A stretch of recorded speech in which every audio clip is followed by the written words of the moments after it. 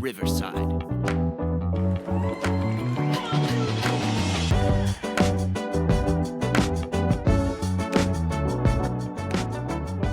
Hello, and welcome back to TheSadFan, where we talk about the good, the bad, and everything that made you sad from this weekend. So, London came calling, and the Jags answered this weekend with a big 17-0 before the end of the half. It was a fun game. I'm glad I got to go experience what that was like in Wembley. I'm jealous, dude. What's that, sir? I said I'm jealous, dude. Yeah. I mean, the Germany game was so much fun. I want to go to another NFL game in Europe. It's such a great atmosphere. We got to get you out next year before we leave. But it was a cool atmosphere. Everybody was very happy. Everybody was excited to be there. I sent some pics. We made some cool friends that were at the game. Our Atlanta Falcons friend from up north in Chesterfield was very sad during the game because I told him before the game, I was like, dude, you're going to see. I literally called him before the game. I was like, Desmond Ridder's going to throw at least 2 interceptions this game. 2 interceptions. I go, he's got a noodle arm. And then I look back at him because their seats were right behind ours and he goes like this. Noodle arm. Yeah. He's so bad. But I will say Bijan Robinson up close is great. Yep. He's really good. He's really good. I saw him in person last year at Texas versus Iowa State.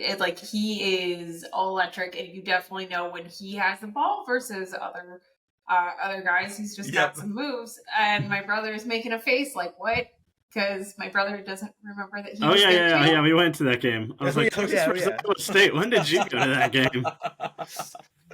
But it's funny because when I'm watching Bijan Robinson, he reminds me of the quote from The Longest Yard with Adam Sandler where Unger goes, well, he's fast. He's so fast. He makes fast people look not fast. Because he was just... did you guys see the Disney broadcast, by the way? Yes. So I watched highlights of it. I don't have ESPN Plus. So that was the only way that I could actually watch the game. Okay. Wait, I watched the Toy Story version was on ESPN Plus. No, it was on Disney Plus. Disney Channel. Oh. Yeah. I didn't see that. I had to watch the entire game in Toy Story mode, which was hilarious because there were a lot of technical glitches with the game, and so players the whole team would just disintegrate. There would be nothing on the field, and they would just show Booger and his big dumb head just bobbling around talking because why did you say big dumb head? That was so mean to Booger. He's just burst into blocks. But like the Lego Man. One of my favorite quote tweets from the Toy Story game was, there's nothing like when Atlanta gets a penalty and Slinky Dog has to back that ass up. Which was hilarious. Probably, I've never seen a down marker so interesting and engaging. He was Slinky Dog was definitely the highlight of that game. I think they need to do Legos next time. They were literally saying whoever chose Slinky Dog as the first down marker deserves a raise. So, but what I was getting at with that broadcast is probably the clip that Wes saw was Bijan Robinson juking Andrew Wingard out of his shoes. And on the Disney broadcast, it looks so funny because he jukes him out of his shoes and then he gets NBA Jam status. He's on fire! A little flame trail lights up as he was running. But overall, like you said, Wes, NFL Europe, what an experience. All of our fans, keep track of our TikTok and keep track of our Instagram because I'll be posting videos periodically. Maybe at the end of the day, I'll be done with it so I can start sharing clips of our show. But yeah, overall fun game. I will say one thing I can't stand about coaches like Doug Peterson is once the game's in the bag and they know they're better, they just kind of run out the clock. And I hate that. I'm like, you're going to win, but you're in England one time. Put on a show. Who cares what Arthur Smith thinks? Who cares?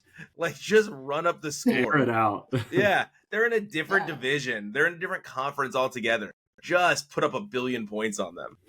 Yeah, have fun with it. It's for a different audience. It's trying, like, we're trying to engage and get new fans in. Do something fun. Well, I've been saying for years, like, and I told Wes this, and Wes agreed with me, right? And since I moved here, I was like, hey, anyone that thinks NFL doesn't stand a chance in Europe is an idiot. Like, that thinks these games don't blow up, they're just stupid. And I told the gentleman that came with me, I said, hey, do you think I'm lying now? Europe loves NFL, right? And he goes, dude, this is nuts. I was like, dude, it's bananas. It's crazy. Was there a line to get in? Like, did you try and get in when the gates opened? They did a good job, though. They did a good job because they were ushering people to different areas of the stadium so that the lines didn't back up too far. So yeah, there was lines to get in, but they had like a ton of metal detectors out right away. Plus they had events going on to the right of the stadium to kind of alleviate that. So people might get curious instead of going right to their seats, so they go into the jungle, the Jags jungle, and things like that. Yeah, I mean, I waited like 45 minutes to get in through the gates for the Germany game. Yeah, but it is Wembley, and Wembley has hosted many huge events, huge concerts, huge sporting events. You know, so this is that doesn't surprise me that it was well organized. Yeah, they did a great job. You know who wasn't well organized this weekend? The Dolphins. The Dolphins were not well organized this weekend. Took that L. Because they went up to Buffalo and they got waxed. They got beat up good. That was so crazy, but I guess like it's almost like what Wes said. You come off of a really big win, and that's what a trap game is. Anyone that paid attention to the clip we released last week, hey Cowboys fans, that's what a trap game is right there. So now when you go up into San Francisco and get destroyed by Brock Purdy, who by the way coincidentally still has not lost a regular season game, which is weird, right? And the only game he did lose, he like had his elbow ripped out of the socket. And then played, and then tried to play. Yeah. So it's good. He's good. Unfortunately, Wes, is Josh Allen for real now? Can we finally stop talking about Josh Allen and just be like he's a good quarterback? I thought people admitted he was a real quarterback last year. Are people still saying he's not? It's just because of that regression, right? It feels like he always regresses back to the old guy, but I keep saying like it takes a couple weeks to get back into the NFL field. We're still only a couple weeks into the season, right? So we still got a couple weeks before we hit midseason, and he looked great against the Dolphins. And the Dolphins don't have a bad defense. The Bills are going to be right back in it. They're going to be right back in Super Bowl mix. Yep. So they're 3-1. Dolphins are 3-1. On the other hand, are not. Well, they need to just rest Joe Burrow because it's obvious he can't throw it like more than like 5 yards past the line of scrimmage. And like they're just hurting themselves. If they had rested him from the start, they'd probably be in the same position, like 1-3, 0-4, and he'd probably be healthy now. Instead, he's still hobbling along on his broken calf. Yeah, and you're putting him at risk for a much worse injury. Yeah, you know, exactly. You're putting him at risk for a much worse injury, something that can really derail their season and maybe even next season if they're not careful. It's an interesting approach, but Joe Burrow also says I'd rather be out there at whatever. What did he say? Like 50% than not be out there at all. But I'm sorry, but if you're the highest paid quarterback right now and you can't even do 5 yards per completion through 4 games. Right, no. But this is why you have coaches, why you have trainers, why you have like a whole staff of people around you to go ahead and evaluate where you're at. And I mean, it should be, they should be telling him to sit down. And I get like that, like you've worked so hard, you've always been pushing, you've been, going through everything to get to where you are, but it like, you're there. You're the highest paid dude in the NFL right now. Sit down. Yeah. Take a rest before you end up like in a scary position like Aaron Rodgers or Baker Mayfield. Any of these guys who have had very serious injuries and everyone's kind of like I wasn't thinking serious injury, sorry, with Baker. I was thinking something else. Or just, have a complete collapse of confidence because playing at 50% and not being able to make the big plays really does like a mental number on you. And like, there's so many things that can go wrong with not playing at 100%. Yeah, and there's a couple things that happened with Baker Mayfield with this. One, because he played injured, he never got to hit his full potential in Cleveland, ended up getting traded for, end up never getting to sign that big contract that most first overall quarterbacks get to sign, right? So he never got paid. His family stole like $13 million from him, from Baker Mayfield, right? So he was robbed by his family. And then it took him 2 years to get healthy fully. And look at him in Tampa. He looks good in Tampa. He's playing well, right? He's outplaying Derek Carr. Yeah. Yes. He looks That's good. not saying much. I mean, goodness gracious. And how about we pump the brakes on Jordan Love's being Aaron Rodgers, huh? How about we nip that right in the bud? Because, wow, he is bad. I mean, yeah. Lions. They're good. They're good. I told you guys. Yeah. I tried to warn everyone. It's such a weird thing to say. Really. I love it. It's great. Well, I think I immediately went out and tried to sign Jameson Williams because Jared Goff is actually playing really well. And Jameson Williams now, the NFL has changed their suspension policy for gambling, more focused on gambling on your own team. Right, you're still going to get in trouble, but you're gonna get, a more of a lenient suspension than you would if you were to gamble on your own team. And I want to go back to resting Joe Burrow before we go too far, and that's because that division sucks, huh? That division sucks. Steelers just got beat 30-3. Yeah. 30-3 against the Texans. By the Texans. They're making me think I have to pump the brakes on my CJ Stroud take. Like, am I wrong? Or is he just playing a bunch of... Because I went back now and I'm like, oh, he hasn't played any good defenses, is what's happening right now. But they're so mad at offensive coordinator Matt Canada in Pittsburgh that they're just... The chants that they have are phenomenal. But I agree with them. They should probably get rid of Matt Canada because he might be the second worst offensive coordinator. Because, well, no, he might be the worst offensive coordinator because the worst offensive coordinator is a head coach. I mean, I agree, though. If it wasn't for the Ravens, that division would be trash. Yeah, no, and I was referring to Josh McDaniels. For those of you that have not been following along, I want to let you behind the tent. I never want to think the audience is hanging on my every word. But he had 2 minutes and 59 seconds left in Josh Jacobs. And instead of, pounding the ball, burning some clock, 1st and goal, he throws it with a rookie quarterback in from Purdue. Well, it should have been a pick six. Let me correct myself. It should have been a pick six. But Asante Samuel Jr., who was baiting him into that interception, which is what you do with a rookie, he just sat down. He sat down. Yeah.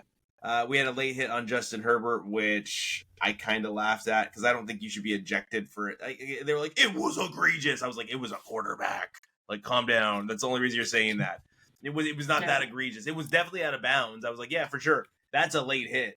But I don't think that he should have been suspended for that. Should have been ejected.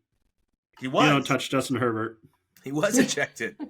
Justin Herbert's a big man. He's a big guy, okay? He's not a little kid. Don't infantilize him. He's a 6'6", 230, 40-pound man. He's giant. Yeah, he's a lot bigger than the midget Russell Wilson. Who got his first win of the year. First win this year, yeah. Thanks to the awful Bears. I mean, Justin Fields played pretty good this week until the very end. That game was just like, I don't know who was trying to lose more. Yeah. That was a pathetic game. And so, it was a toilet bowl. I'm glad I have Red Zone, but every time they flipped over to that game, I was like, please, is there anything else going on in the league? Anything else? I'll watch the other toilet bowl going on. Like the Vikings. Vikings got their first win too, though. Yeah. I mean, congrats. Matt Nagy Go ahead, Wes. I was really annoyed, though, because I cut Justin Fields and I picked up Russell Wilson. And Justin Fields outplayed Russell Wilson for the first time this season. I was like, are you freaking kidding me? I mean, it's crazy because Matt Nagy, maybe he wasn't good for them, and he's not looking great in Kansas City this year as their OC. But you know who's not the answer? It's not Matt Eberflus. All right? Matt Eberflus is probably not the answer. Go for the field goal. Go for the field goal. Go for gold. I'm pretty aggressive, I feel like, when I want them to go for it, but that's in that situation, you just kick the field goal. Well, you're not Brandon Staley, who did it again, by the way. He did it again against the Raiders. He went for it in his own territory and didn't get it. And I'm just like, this guy needs to get fired already. All right, it was a fun stunt for a little while, but like, they're winning in spite of him at this point. Yep. And USC is winning in spite of its defense. All right, because Colorado started to come back at the end of the game, 48-41. I was watching it because I was at a football game here watching Peterborough United win 2-0. Shout out Peterborough United. That's not football. That is football. That's soccer. And I was watching the game on my phone, the USC Colorado game, and I was like, oh my gosh, Colorado's going to come back after all the smack we talked. That game was pretty insane, and it really was just USC falling apart. But I mean, the disrespect of the of whoever is doing the AP poll. Like, you look at that game and you look at Oregon playing. Yeah. And it's just kind of like, I feel like, obviously I went to Oregon. I've got a little bit of interest in this, but there's such disrespect to Oregon. Like, no, because I mean, like, Big News was all about the game. Oregon's getting disrespected a little bit. But it's just, like, everyone keeps talking about Washington. Yeah. And everyone keeps talking about USC as, like, who's going to be, with a Pac-12 team that breaks into the Washington CFP. State. Well, we jumped USC, so I feel like that's kind of flipped a little bit. People realize that USC has a really leaky defense. I think, you're right. You did jump them. You didn't jump Washington. Yeah. Washington's still rated ahead of you. Yeah, you jumped USC one spot. Now it's like 3. It's honestly a West Coast disrespect. Let's actually call it what it is. It's a West Coast disrespect because Ohio State sucks. Sorry, Day called out an 86-year-old man in a game that he won because the other team was too stupid to have 11 men on the field. All right? You shouldn't have won that game, Ryan Day. Your team's trash. The team has 2 good wide receivers. That's Ohio State. That's what Ohio State is made of. 2 good wide receivers. That's it. Well, whoever wins between Oregon and Washington, I think, is jumping Ohio State and Florida State. Yeah, and that's what. Thank you, Wes. That's the other team I was going to get to. Florida State probably should have lost 2 games already this year. Yeah. Okay? If the stock market kicker hadn't missed the field goal for Clemson, they would have already lost the game. Go ahead, Chelsea. Yeah. Well, I mean, Georgia also very much looks beatable. Like, that they've got some issues that they need to sort out. Because, I mean, winning 27-20 over, like, after being tied, like, just... I don't know. The thing with Georgia, though, is until they lose, they're number 1 in my book. Like, I don't care how beatable they look until someone can actually beat them, because they've been unstoppable for the last 2.5 seasons. So I think they get that pass from all the voters. Well, Michigan has looked amazing as well, and Michigan got their ass whooped by TCU in the playoffs last year. So, like, it's funny because somebody at the Nebraska-Michigan game was wearing a shirt that said, "We almost always almost win." Oh, poor Nebraska. They aren't even coming close this year. So, no, I mean, it's bad this year. But Oregon, I mean, I really like what we're seeing out of the 2 teams that got disrespected by College Game Day in the Pac. And it's just proof, like, stop disrespecting the Pac. We play football out here, too. We just eat each other. Like, you guys forget every year. It's so funny how you have this weird short-term memory where you forget that the West Coast teams beat up on a lot of the East Coast teams most bowl seasons. And if we were to track it back 10 years, I think it's probably 50-50. So not most, but it's probably 50-50. So the disrespect is unwarranted. Also, hey, Alabama, you steal most of our players, assholes. You steal most of the players from the West Coast. All right? So just chill out with the whole West Coast doesn't play football. We're just as good. We just play a different style. I'm sorry. They have the transfer portal after a year. They come back here once they realize how much it sucks over there. Yeah. Well, they like that 3 yards in a cloud of dust football down there, right? Just run the ball behind the big uglies forever. And I get that. Cool. Like, that's what the Big 12 Alabama does. kept running last week. I don't know if you saw that game. They insisted on running. 3rd and long, they run. Mm-hmm. Well, they don't trust Jared Milner, and they don't trust their offensive line, so just get the push. What about Penn State? Do we feel like Penn State is for real? They're top 10, top 15, maybe. I don't know. Mm-hmm. Well, their I'm real torn. test is going to be They're Michigan. They're not where they should be. I mean, they should be lower. To say that they started off slow last weekend is like an understatement, but because it's Northwestern again, without their head coach. Yeah. Which, initially when I was watching it, I was like, can both of these teams lose? I feel like there's a couple of those matches every week for me, but particularly they played that nobody all season.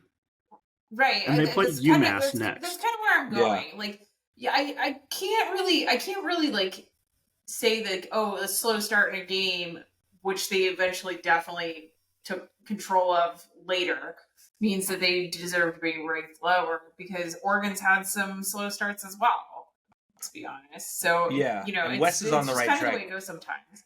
West is on the right track, too, because they're on the Oregon-Washington plan. And I think West was just about to hit that. They're on the bye week this week.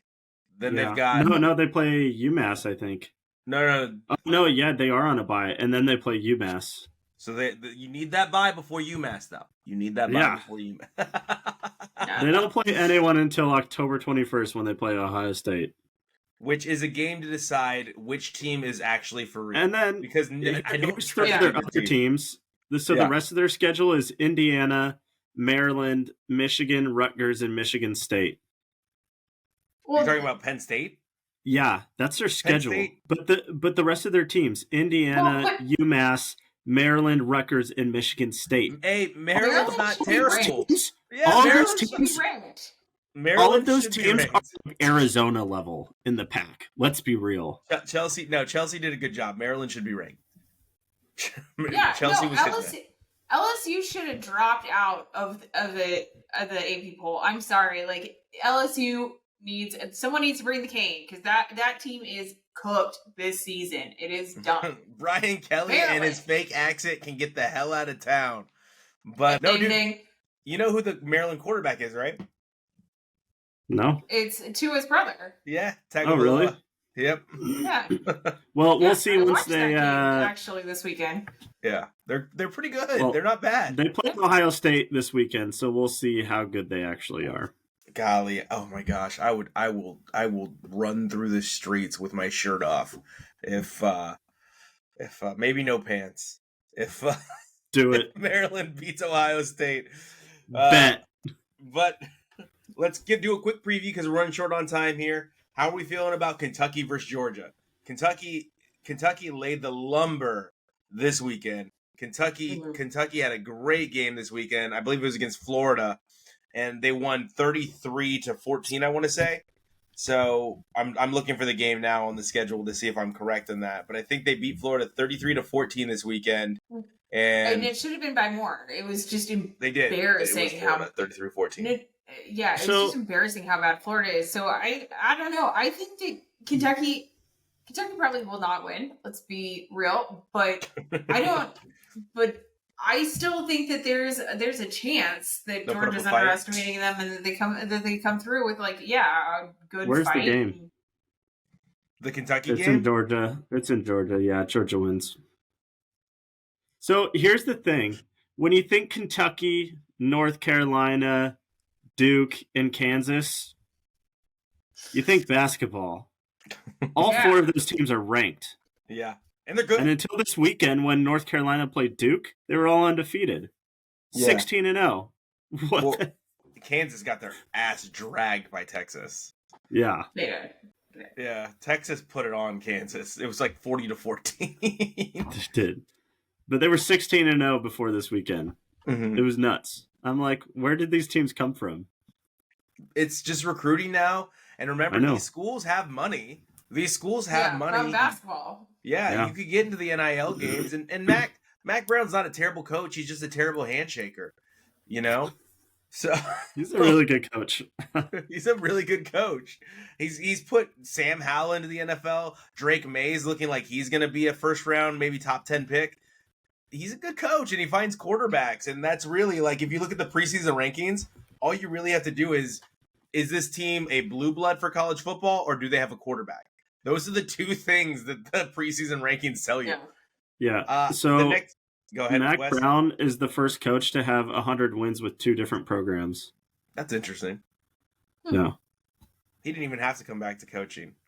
Now, let's look at one more game, Texas-Oklahoma. I think this one is Texas's to lose, but I mean, it is an insane rivalry, and it's get crazy. I'm just glad that they're actually playing it. So is Lee Corso going to shoot a gun this time? Gosh, stop, like last time? Like Lee Corso. He had like the musket last game, or last time they did game day there. Shot off the musket. Lee Corso. It was honestly like it's been a couple weeks for dragging old guys in football, and I feel kind of bad for them. But not all of them, because Lou Holtz has said some pretty questionable things about. Whoa. Can we just stop the grandpas from talking about football for just the racism can go away, the not knowing too much about what you're talking about anymore can go away. It's okay. Like Lee Corso can ride off into the sunset. He's fine, but should have 5 years ago. Let's be real. Maybe don't quote Lou Holtz anymore. Like maybe stop. Maybe stop. Lou Holtz is a rather racist person, and maybe we should just. And you could say he's not. He's just old, but he's making some racist comments, and maybe he shouldn't be talking anymore. But I agree with Wes. The game's going to be fun. I agree with you, Chelsea, and I do think this could be a Quinn Ewers coming out party again, and we could remember like, hey, Quinn Ewers should probably be a first-round pick. He probably should be a first-round pick. And it's like it was countdown till Ohio State claims Quinn Ewers as one of their quarterbacks. I think Oklahoma gets the upset. You do. The defense, huh? You're taking the defense over the offense? Ooh. Yep. I don't know. Defense wins championships? I don't think so. I think Texas is going to make the playoff this year. My bold prediction. Let's hopefully, if they win this game, I'll look pretty good with that one. But I do like Texas in the playoff this year. Just like Chelsea called it in the WNBA championship, which we kind of knew, but I leaned on Chelsea to do the talking here. It's a clash of the Titans. Yeah, so the interesting thing is that both of their final games came within 3 points. So it's not like this was just blowout, and they swept. Like in both divisions, the final game came down and was within 3 points. So it is, in fact, the Aces and Liberty. And just a few hours ago, the Aces broke some big news. Tom Brady is now a minority stakeholder. Of course, in the Las Vegas Aces. Mark Davis. Yeah, so there's a lot of people who have joined in on investing in this, but it is pretty damn cool that someone with not only the money but also the celebrity superstardom of a Tom Brady, who has a lot of male, generally uninterested in the WNBA fans, that he'll be a part of this league and hopefully bring some content and some interest there. Doing what Taylor Swift's doing for the NFL. Yes. Which I wasn't here last week, so I missed all the Taylor conversation. I love this woman. Just to be clear, Taylor Swift has added over $3 billion to the United States economy in GDP this summer alone. Within 4 months, $3 billion added by her own damn self. So, I mean, my brother can sit over here and he can eye roll all he wants. Beyonce added another $1.1 billion. I mean, these women. How are we tracking that? Literally. Is it just like money that people spend on their concerts? It is money that would have otherwise not been spent had she not been performing. But so there's metrics, and you can just. So that money just goes to her and everyone else she works with. Are you serious? It goes to hotel rooms. It goes to the stadiums. It goes to the vendors who work at the stadium. Like, we could just go on and on. Wes Don't is argue just with egging me about you it. on, Chelsea. He's just egging you on. No, I get it. But what I'm trying to say is that... brother digging in. It's awesome that a woman whose net worth, whose income this year exceeds all of the Chiefs' salary cap, her annual income this year will exceed all of the salary paid to the Chiefs. She's got a ton of money that she's bringing this kind of attention to girls and to other people who wouldn't necessarily be your typical traditional NFL fans. So that money that people are spending on Taylor Swift concerts, they would have spent it elsewhere. It's disposable income that they would have spent elsewhere. That's not how GDP works at all. We have 2 minutes left. However, we are a sports show, so we've got Breanna Stewart. Tell the truth. Yes. We got Breanna Stewart against Asia Wilson, Sabrina Ionesco, Kelsey Plum, Courtney Vandersloot, and Candace Parker, all in one game. All right, that is 6 reasons to watch the WNBA Finals. You need to watch this if you're in Las Vegas, if you're in New York. New York Liberty has more fans attending their games than the New York Knicks. All right? Yep. Good. So Chelsea will be there. She'll be wearing her Ionescos. Jimmy Butler's gonna bring his long hair. And we're all going to watch this. We are all excited. Yes, Jimmy, thank you so much for calling out the NBA, because NBA did some pretty shady things to get Damian Lillard. Go all the way back and read the statement that the NBA made based on what Damian Lillard said initially when he was looking to leave the Trailblazers for the Miami Heat, when they did not condone his actions. But it's been fun. It's going to be a fun NBA season. They're already talking smack to each other. You got Damian Lillard on the Bucks. But let's not skip past the WNBA championship. Let's remember the Las Vegas Aces, the New York Liberty, and it's going to be a fantastic series, and it's going to give you all the reasons you need to continue to support women's sports. Go ahead, Wes. Goodbye, Damian. It was nice. Yeah. It was a good ride. Sad pandas in Portland, but they actually got a pretty big haul back, which we'll cover later. But DeAndre Hayton, Time Lord Robert Williams, Malcolm Brogdon, and 3 first-round picks isn't a terrible roster. It's not going to win you anything, but it's not a terrible roster. You're going to be about where you were with Damian Lillard. It'll just ruin some other people's chances. That's very true. Golly, I didn't get into that, but definitely Cronin did that on purpose. All right, everybody. Thank you so much for tuning in every week. Remember, you can reach us at the TheSadFan Podcast Network on YouTube. You can reach me at TheSadFan12, and you can reach the show at TheSadFancast. Thanks so much, and we will see you next week. Stay sad. Bye.